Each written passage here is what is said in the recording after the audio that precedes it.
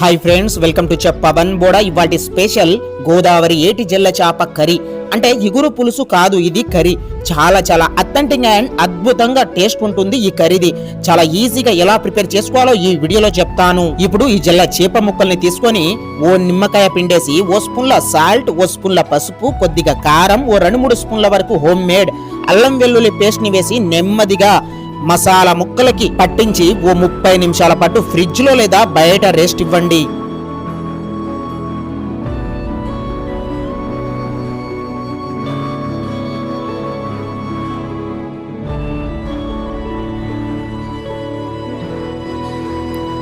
ఈ curry process లో stove on చేసి ఓ కడాయిలో 150 ml వరకు వెజిటబుల్ ఆయిల్ ని వేసి ఓ టీ స్పూన్ల వరకు మెంతులు ఓ స్పూన్ల జీలకర్ర వేసి ఫైనల్లీ చాప్డ్ ఓ 2 ఆనియన్స్ అల్లేసి ఓ నిమిషం పాటు ఫ్రై చేయాలి.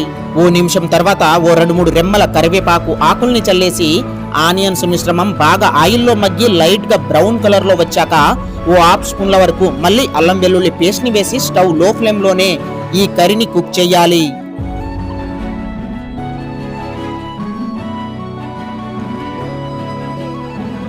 ఓ 2-3 నిమిషాల తర్వాత చిటికెడు సాల్ట్ ని చల్లేసి ఓసారి కలిపి అలాగే కొద్దిగా పసుపుని కూడా యాడ్ చేసి ఓసారి కలుపుకొని ఓ నిమిషం పాటు ఫ్రై చేయండి.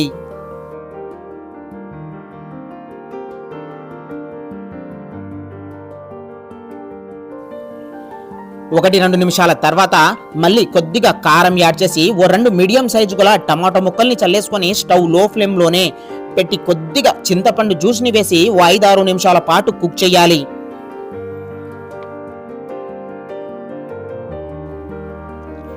5-6 మినిట్స్ తర్వాత కర్రీ కొద్దిగా కుక్ అయ్యి ఆయిల్ బయటికి తేలుతూ కనబడుతుంది.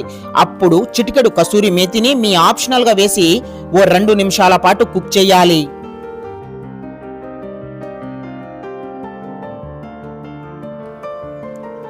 ఓ 2 మినిట్స్ తర్వాత మనం ఆల్రెడీ మసాలా పట్టించిన ఫిష్ ముక్కల్ని ఒకటొక్కటిగా అన్ని వేసుకొని మూత పెట్టేసి స్టవ్ లో ఫ్లేమ్ లోనే 5-6 నిమిషాల పాటు కుక్ చేయండి.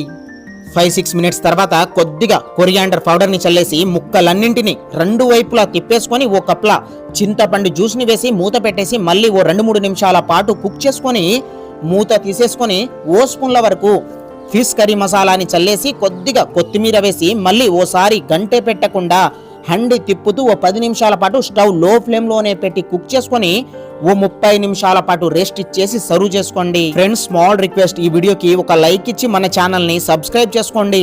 పక్కనే ఉన్న బెల్ ఐకాన్ ని ఆల్ అని యాక్టివ్ చేయండి. Thank you for watching chef Pavan Boda.